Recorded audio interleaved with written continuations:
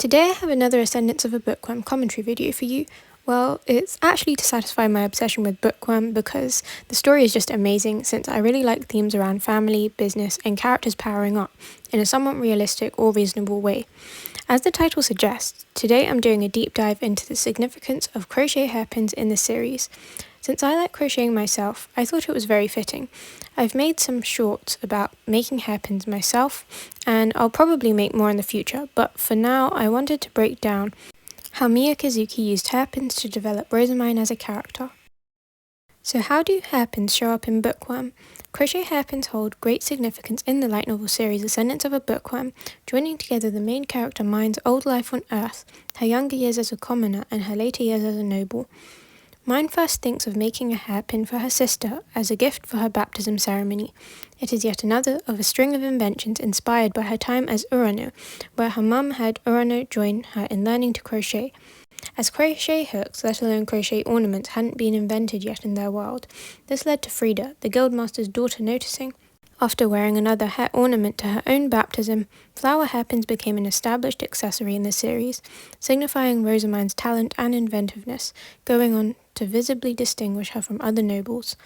To the audience, however, Rozemyne also seems very impressive in how creative and clever she had to be to ensure her future as a bookworm, flower hairpins being just one symbol of this. Now we'll discuss the significance of hairpins. Hairpins become an important trend as Rozemyne advertises them at the Royal Academy and even ends up having one made for royalty. While hairpins are often just a way to show otherworldly knowledge in other isekais, in Bookworm they are strongly tied to trend-setting, industry building, and relationship strengthening, core themes which hold the story together. Trend-setting. By wearing her hairpins in the Royal Academy, Rozemyne makes flower hair ornaments look fashionable and a novel new accessory which noble women are desperate to wear. While it might seem strange that so many people want them, it makes sense if you compare it to how trends work in the real world, for instance with claw clips and handbags. It seems ironic, considering how Urano was very much a bookworm and didn't care about much else on Earth. This therefore displays her character growth, as it indicates how she notices and caters to the habits of those around her, which was only possible as she was not allowed to constantly read books.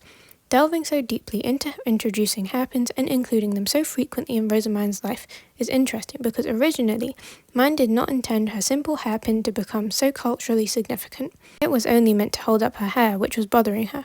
But it seems that each element of her past life had a butterfly effect in her new world. Industry building. Flower hair ornaments helped Mine to get her foot in the door of the world of industry, as they were what convinced the guildmaster to allow her and Lutz to work even before their baptisms. Although Mine had knowledge on business from the books she read, it was ultimately the combination of her practical knowledge such as making hairpins that helped her to be successful. By combining her theoretical knowledge with her inventions designed to improve her quality of life and her understanding of what would sell in her new world, Mine cleverly maneuvered herself into a position where she could earn more money to put towards her goals of making books and becoming a librarian. While not intending to start whole industries, the knowledge Mine had was far too innovative to not cause dramatic societal changes, lending itself helpfully to her ascendance. Strengthening relationships. While Mine was mostly a burden for Tuli since she wasn't strong enough to carry out many duties on her own, gifting a hair ornament helped the sisters become even closer and allowed Tuli to work with Karina, a highly respected seamstress.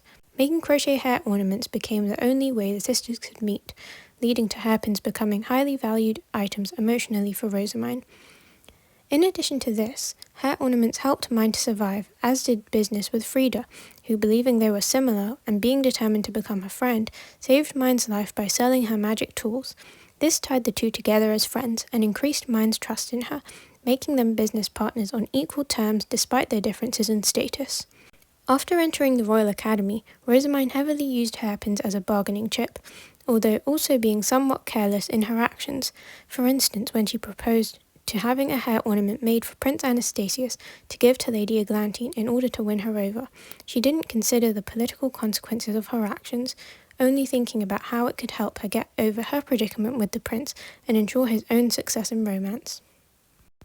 In these ways, flower hair ornaments were used as a tool by the author Miyakazuki to develop Rozemyne into a more emotionally intelligent and business-savvy character, someone who used her knowledge practically to both help others and achieve her own goals.